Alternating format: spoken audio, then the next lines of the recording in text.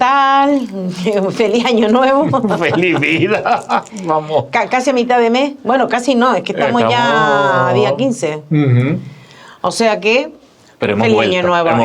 Hemos vuelto. Tenemos que pedir disculpas porque dijimos que veníamos la semana pasada y no pudimos porque yo estaba estaba pasando las puters. Estaba pasando las putas, Carmita. Malita, pero ya estoy mejor. Pero además, ustedes lo van a entender porque creo que más o menos el 70% de Canarias ha estado... Sí, no, yo tuve suerte porque no era gripe A ni era tal, sino yo creo que fue un resfriado que cogí gordo.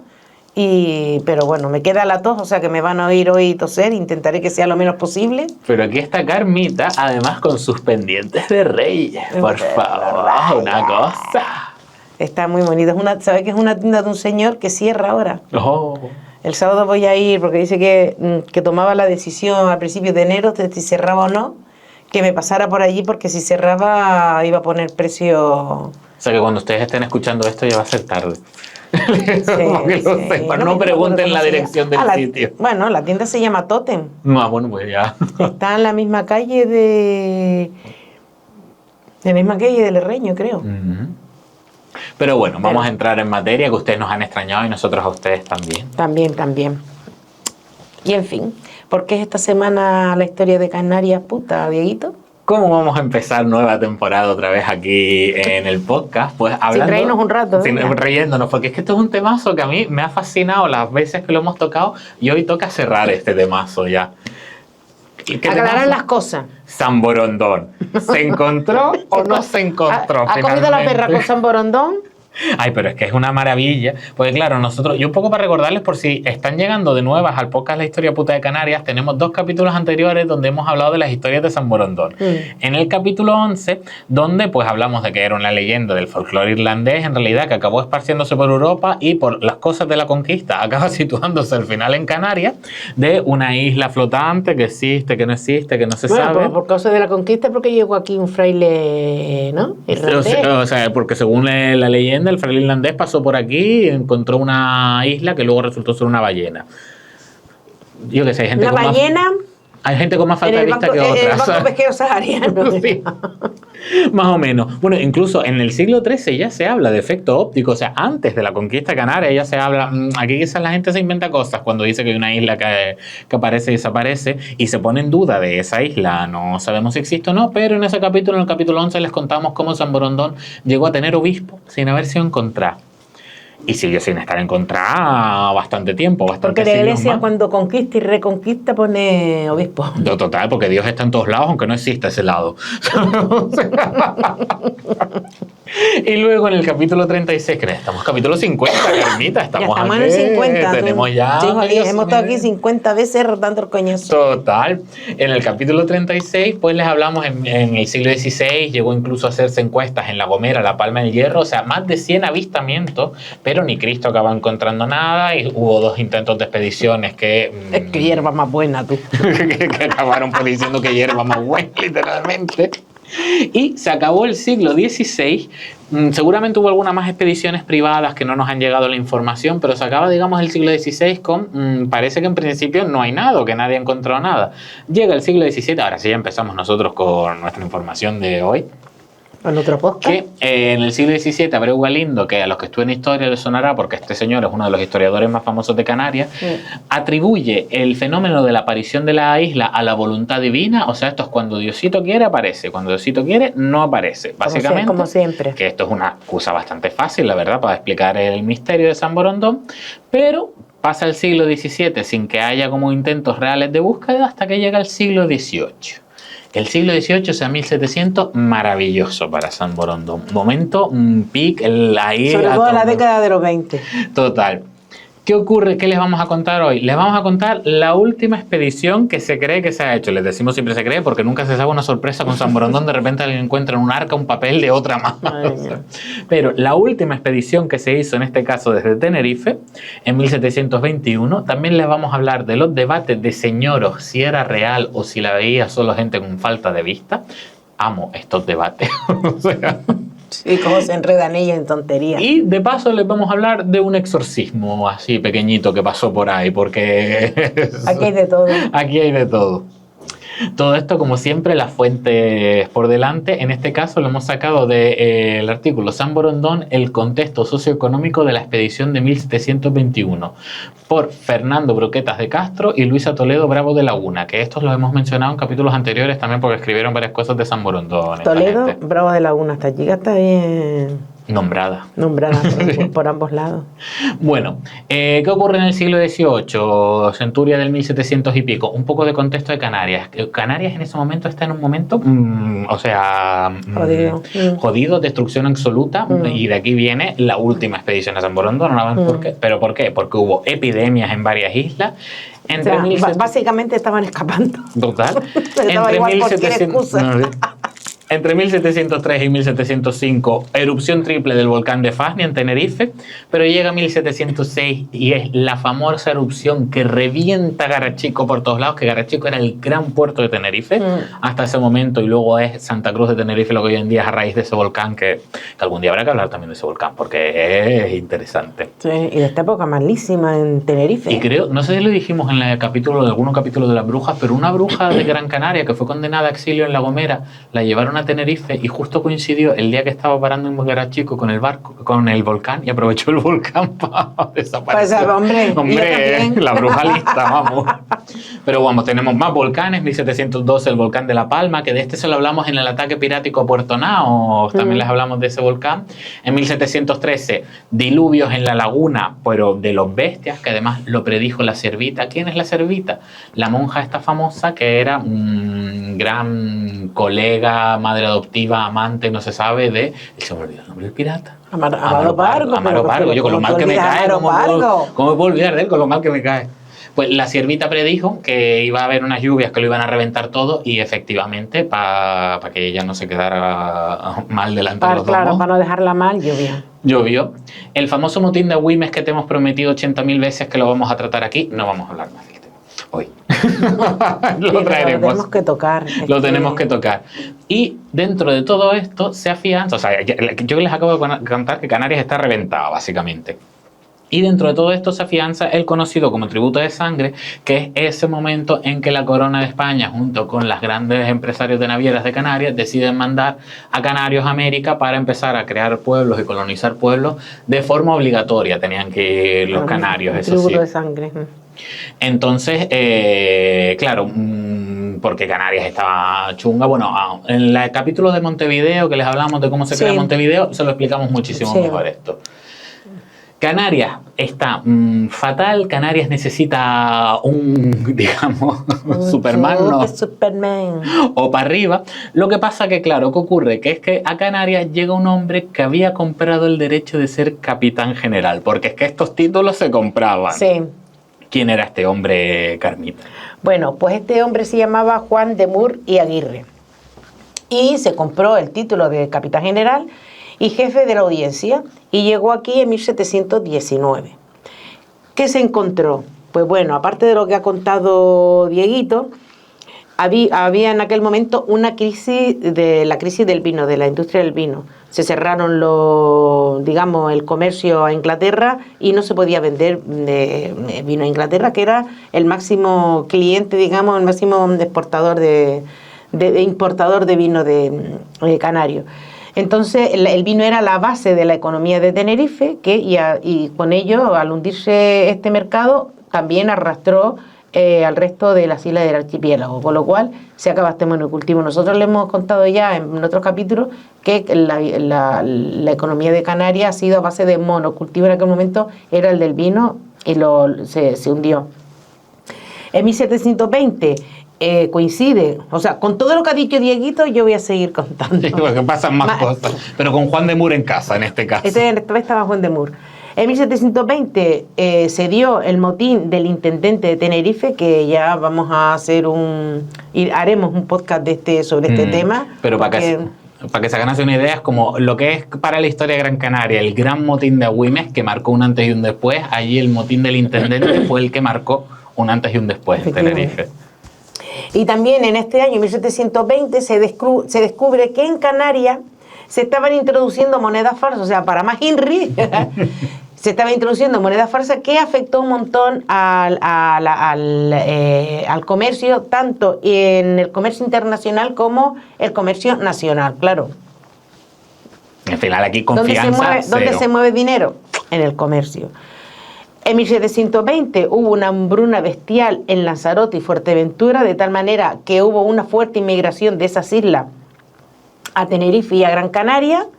Hubo, como siempre se da, pues hubo gente que estaba en contra de esta inmigración. Porque desgraciados los ha habido siempre en la historia. Siempre.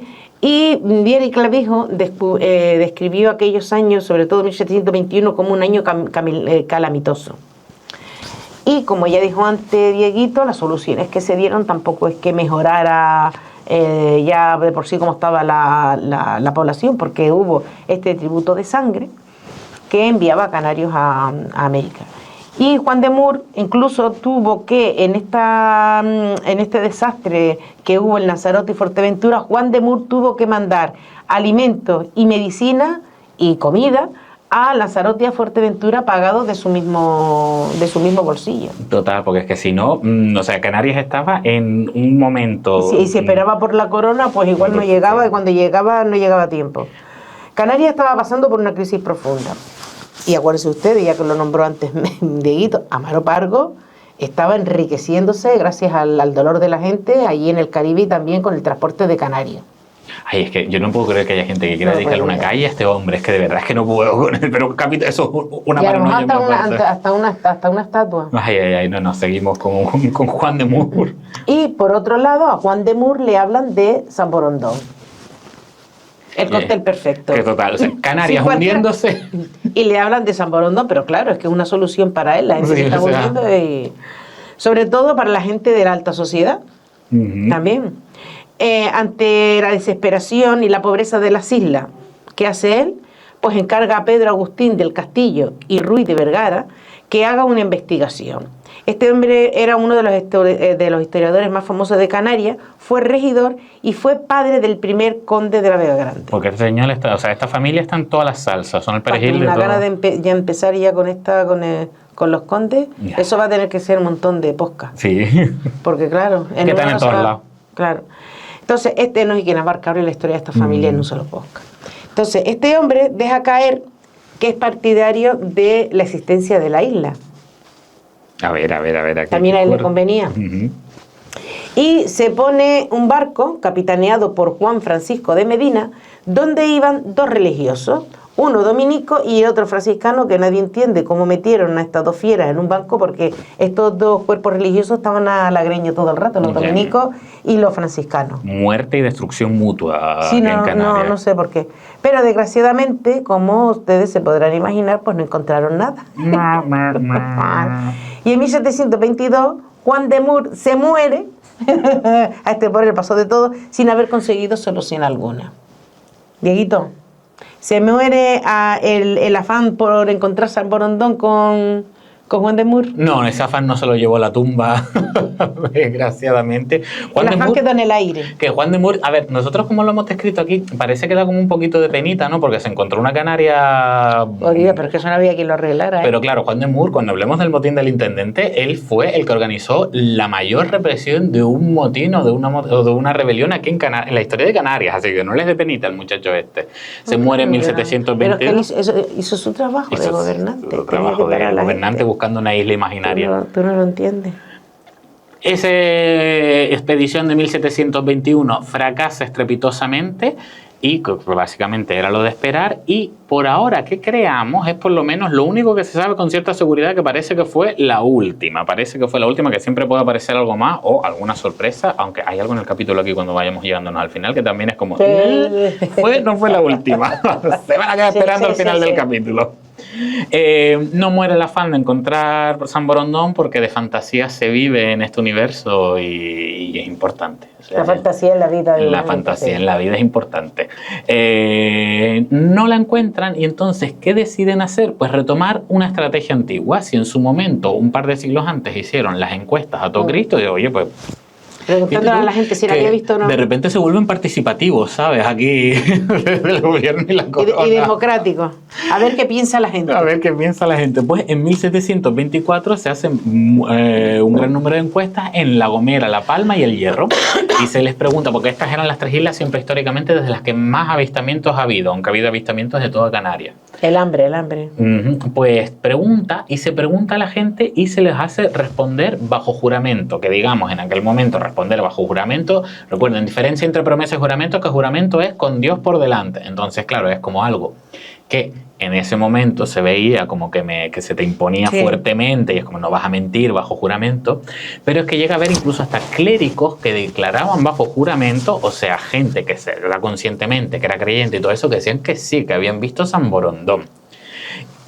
Aún así, con todas estas respuestas, en este momento, en este siglo, las encuestas sí fueron muy polémicas en la población, porque la gente ya aquí empezó a decir, mi gente, llevamos siglos sin encontrar esta isla, ¿será porque no está?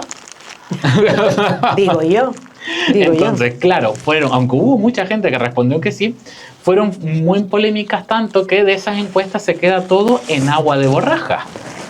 Y desde las instituciones se deja de buscar San Borondón, pero aquí pasamos ya a la siguiente parte del capítulo, que es que pasamos del último intento de búsqueda a la batalla de Señoros, por si existe o no existe. ¿Por qué Señoros? Pues porque fue gente que empezó, hombres de la época de la Ilustración, que empezaron a decir, pues yo tengo un papel y tengo tinta, voy a escribir. ¿Qué tenemos primero? Al fraile Benito Feijóo. Este era del norte de España, no era canario, ¿eh? Pero... de Galicia. Sí, el tío abuelo. Tío. Y incluso desde allí, o sea, desde fuera del territorio canario, este hombre escribe en 1730 que es una mera ilusión, junto con otros lugares como El Dorado en América, etc., etc., que son lugares que no existen en realidad, sino que se han inventado por la codicia de los españoles cuando iban a la conquista. Fíjate tú, me parece una conclusión bastante acertada. Bastante acertada. Qué pena que esa característica no se quedara en la familia. Sí, total. Le parece además, él mismo opina como muchísima gente, que es como que es inverosímil que exista y que nadie la haya encontrado a estas alturas. Y que luego dice que a gran distancia cada uno ve lo que se le antoja. Si tú quieres ver una vaca a, no sé, 200 kilómetros, tú la puedes ver, ¿sabes? O sea, no te voy a quitar la ilusión, ¿eh? Él se desquita y a este le responde un franciscano. ¿Quién le responde? Manuel Fernández Cidrón de la Orotava, que por poco va y le responde Godomiel, ¿qué haces tú opinando nada? Pero es que también la opinión de Manuel es interesante, porque este escribe en 1735. Bueno, primero se basa en que sí, que San Borondón existe por Aristóteles, fíjate tú, Aristóteles y Canarias, ¿sabes? Aristóteles en Grecia.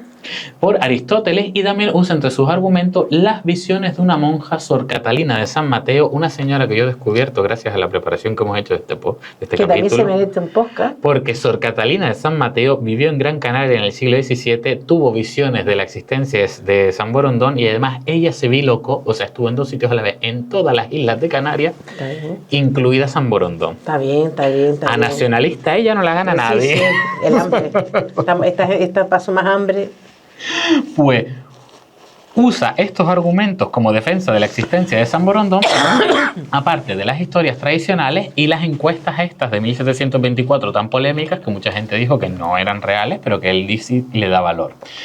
A todo esto le suma su propia experiencia, porque dice, uno sabe más por haber vivido las cosas que por... ¿Y había tenido experiencia en eso? ¿Cuál es su propia experiencia? Dice que estuvo acompañando al obispo Dávila. El Dávila era el obispo del momento, que hizo gira por las islas de La Palma y El Hierro. Y en El Hierro ocurrieron cosas. ¿Qué es lo que ocurrió en El Hierro? Pues que en El Hierro hubo un momento en que había una plaga de langostas y deciden, junto con otros... Carmita, que te nos mueres, muchacha. Y deciden, yo ya avisé que iba a estar aquí con otros frailes, hacer un exorcismo para acabar con la plaga de langostas que azotaba la isla. Cuando de pronto, mientras estaban preparando el exorcismo de la plaga de langostas, tuvieron que improvisar otro exorcismo porque estando en El Hierro se les apareció a lo lejos San Borondón.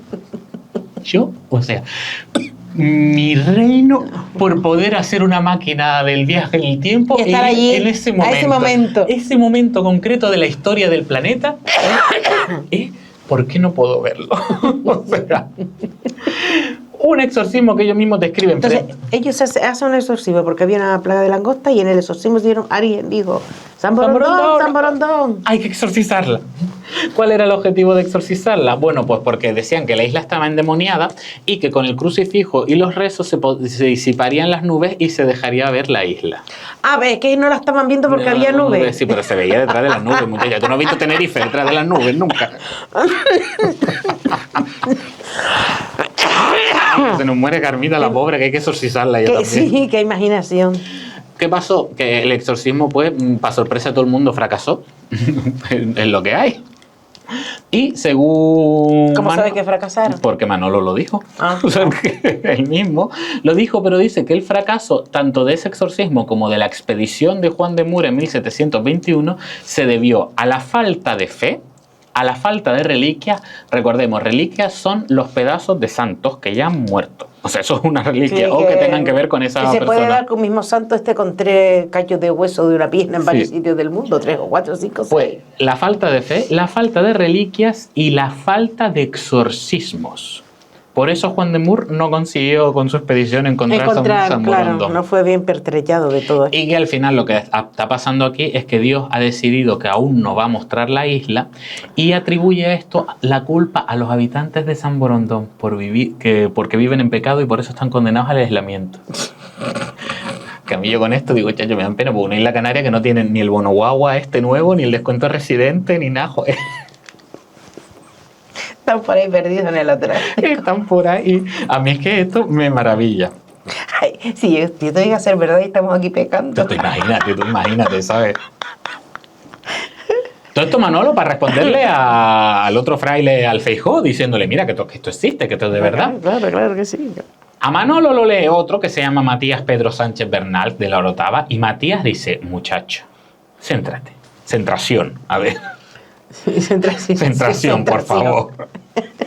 Y dijo, no podemos defender la existencia de esta isla. O sea, este también era fraile, ¿eh? No se crean que toda la iglesia estaba por la visión de Manuel. No todos estaban mal. No. O sea, Matías decía, vamos a ver. O sea, él defiende que la existencia de la isla es fabulosa o fantasiosa o como quieran llamarlo, pero que dice, mi niño, no hay la fabulosa en plan fantasía, en ¿vale? fantasía de no existía. Ojalá, fabulosa también en plan de ojalá. Y critica todos los viajes y todas las expediciones habidas hasta ese momento porque él dice que de todos estos viajes no se sacó sino gasto. Un señor. Otra razón. Que aplicó la lógica. La lógica no es la razón. Ni la razón. Y digo, vamos a ver, hasta ahora lo que hemos hecho es gastar dinero sin nada a cambio. Ya está, quedémonos con esta conclusión. Esto también es muy canario, ¿eh? Hacer cosas para que no llegara a nada. Dice que esto no tiene que seguir para adelante y se mete con Manuel Sidrón diciendo que su problema era que era corto de vista, o sea, que tenía falta de vista, que por eso vio el hierro, él vio San Borondón desde el hierro, por culpa de su falta de vista. Que no me puedo reír. Yo tengo falta de vista. Y yo no he hecho un exorcismo delante de San Borondón. No sé ustedes. Bueno, ¿a qué concluye Matías, el fraile este último? Que todos son efectos ópticos y además tiene una frase que a mí me parece preciosa, que es: a un estropajo de nubes se le pintó su fantasía de una isla de San Borondón. Ella por ella. Le queda súper marica, ¿sabes? Esto lo de ella por ella. Y es bastante curioso que lo haya dicho lo de estropajo de nubes, porque en verdad se habla mucho de efecto óptico de... Sí, que lo explicaste tú una vez aquí. De cómo hace la luz a través de las nubes, justamente. Entonces, mira, se acercó bastante. Parece ser que en el debate se posiciona muchísimo en que no existían, sobre todo ya en la época de la Ilustración, que es la idea esta de vamos a abandonar las supersticiones, vamos a tener la ciencia un poco más por delante, pero... aun con este debate parece ser que va ganando el tema de que no existía. Sigue habiendo avistamientos de San Borondón, ¿no, Carmita? Sí, siguen habiendo porque hubo avistamientos posteriores a esta fecha. En Tijarafe, en La Palma, en abril, en junio y en julio de 1730 se vieron. En Alajeró, en La Gomera, Se vieron 3 veces en mayo de 1735 y 2 veces en mayo de 1759. Esta última con 40 testigos. Digo yo, ¿has visto que son los meses de abril, entre abril y julio? ¿No será un problema de que no hay nubes o el perfecto óptico? A ver. En La Palma, en mayo de 1769, estuvo toda la tarde como a unos 160 kilómetros de la costa, o sea, unas 30 luegas. Y esto lo vio Fray Pedro Lasso, que encima trazó la silueta de la isla. Porque claro, por lo menos este lo vio y lo que dibujó. Lo vio. Y luego en 1700, ya sé lo que podemos poner aquí atrás. Que estamos... Todavía no podemos decirles qué va a pasar, pero vamos a tener un cambio. Y en 1770, en La Palma, en junio y en julio, el padre Clavellina... Es que con este nombre. El padre Clavellina del convento de San Francisco también la dibujó la silueta porque la vio. Más adelante, Viera y Clavijo, en 1772, sobre esto, escribió sobre esto diciendo que estas personas nunca supieron hacer un buen uso de sus sentidos. Me encanta este insulto, son toda una manada de gilipollas. O sea, este ya no dice que tienen falta de vista directamente, sino dice que no saben hacer uso de ningún sentido. Del culo. Entonces, clasifica el mundo en 3 categorías, según sus creencias sobre San Borondón. Primero está el vulgo, que son aquellas personas supersticiosas e ignorantes que atribuye la inaccesibilidad de la isla a Dios o al diablo. Como Manuel Sidrón. Como Manuel Sidrón, que decía que, claro, es Dios el que permite verlo o no. Después está la gente razonante, que son quienes afirman haberla visto y buscan explicaciones. Y luego están los críticos y filósofos, que son los que niegan su existencia. Solo críticos, filósofos y gente súper inteligente. Sí, la verdad es que es un poquito repelente con su forma de... Todo le faltó eso. de rebatir el mundo. Podríamos decir que la fiebre por encontrar a San Borondón acabó en el siglo XVIII, si no es que hubo después un avistamiento en 1929, en pleno siglo XX. No un avistamiento, un descubrimiento, que esto es súper interesante. Claro, no el descubrimiento, avistamiento de la isla, sino un descubrimiento. De algo. ¿Qué se le digo lo que es. En 1920, el profesor de la Universidad de La Laguna, Buenaventura Bonet, hizo la recopilación de un romance que se estaba oyendo. Recopiló toda la parte del romance, y un romance que lo decían mucho los pescadores en Santa Cruz, en el puerto de la Cruz, que puede que lo oyeran en La Palma. Más tarde se fue completando con otros testimonios de otros investigadores. Y así queda el romance, que se lo vamos a leer. Silencio dramático. Tremendo dramático. Tremenda mentira nos metió el patrón, quien siendo muy joven mucho navegó. En la barca Elvira, la que se perdió. Tan brava y bonita... Un momento, que me están bailando las palabras. Tan brava y bonita, y se trabucó, buscando la isla, que un fraile miró frente a la gomera con todo claror. O sea, claro. El patrón contaba cosas que inventó, porque aquella isla jamás la encontró. Ni viola en su vida, ni a ella arribó. En la encantada que desapareció, la negra ballena del diablo mayor, con los 7 obispos y el santo Santón. Boguen, compañeros, que el viento rondó, boguen, compañeros, que el viento salió. Y la mar nos tumba sobre el caletón. Termina tú. Que se nos muere Carmita. Boguemos ligeros con fuerza y ardor, que allá por los mares la Elvira se hundió, sin dar con la isla de San Borondón. ¿Qué se sabe de este romance? Bueno, se cree que es del siglo XIX, ya que en esa época sí había un barco que se llamaba Elvira. No sabemos si es una invención pura o un episodio real que está basado en algún hecho puntual que sí ocurrió, o es una exageración. Como por ejemplo el romance de Alfonso XII, que sufrió un atentado y se convirtió en un romance, y hoy día se sigue transmitiendo por vía oral. Bueno, en aquella época era común transmitir grandes noticias de esta manera, por vía oral y por vía de romance. El Elvira es un barco de 1839 construido en Santa Cruz de la Palma, y es el nombre de la madre del empresario. Y era una nave comercial comercial entre Canarias y el Sáhara, aunque también llegó a navegar a Puerto Rico. Hubo otros barcos Elvira de otros lugares que pasaron por La Palma, o sea que se puede haber dado el motivo del romance. Pero aunque hoy en día no se sabe si después del siglo XVIII hubo otra expedición, sí sabemos que otras expediciones terminaron igual. Todas terminaron igual. Que nada, que no apareció y que nada hubo y que nada pasó. Se comieron todos los mocos. Entonces, si alguna vez una expedición en el Elvira, esta famosa para ir a ver San Borondón, pues mi gente, lo siento por el spoiler, tampoco la encontró en ese caso. A mí, eso sí, como empieza el romance, a mí me fascina, porque los marineros lo tenían claro. Tremenda mentira, nos metió el padrón, que siendo muy joven, mucho navegó. O sea, que vio la isla, sí, hombre. Mucho navegó en el barco Elvira, que es la que se perdió, o sea que tampoco hasta el barco. Pero vamos, con esto ya nosotras, pues la historia de San Borondón en principio ha llegado hasta aquí ya en esta época. Lo único que hemos hecho de 3 capítulos, ¿sabes?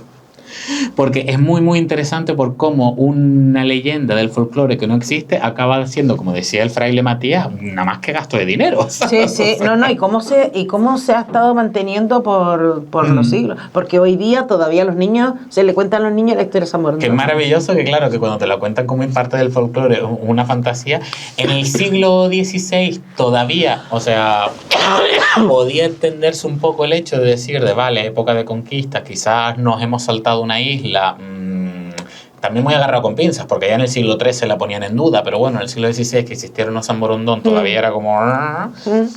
Pero ya en el siglo XVIII ya era como, se les está yendo el baifo, mi gente, ¿sabes? Bastante. O sea, bastante. Hasta aquí ya hemos llegado. Es que no es posible eso, no. Primero que no puede emerger, físicamente eso no se puede, geográficamente no se puede. Después que ya está todo... Ya está todo encontrado aquí en este archipiélago, ¿sabes? Pero bueno, pues eso. En el caso de que ustedes nos estén oyendo desde San Borondón, si ustedes existen, les pedimos perdón. No, manden pruebas. Manden pruebas porque aún así no lo vamos a creer. Y les digo una cosa, si ustedes insisten, digan algo, porque la verdad que lo del bono guagua, yo soy usuario de él y mola, aprovechense que sí. Es pato a Canarias. Y a todos ustedes, pues ya hemos llegado al final del capítulo, así que... Nos vemos la semana que viene. Nos vemos dentro de una semana, pues ahora sí ya volvemos a la misma constancia. Sí, a la rutina de siempre, sí. Semana. La semana que viene seguirá todo probablemente igual, pero quizás avecinanse cambios. Pero ya lo verán, lo dejaremos ahí. Ya lo verán. Muchísimas gracias a Neri y Berto, como siempre, por no echarnos a patadas ni con agua caliente. No, y por recibirnos con buena cara también. Y a ustedes millones de gracias por escucharnos con tanto amor y cariño. Sí. Venga, hasta la próxima semana. Chao.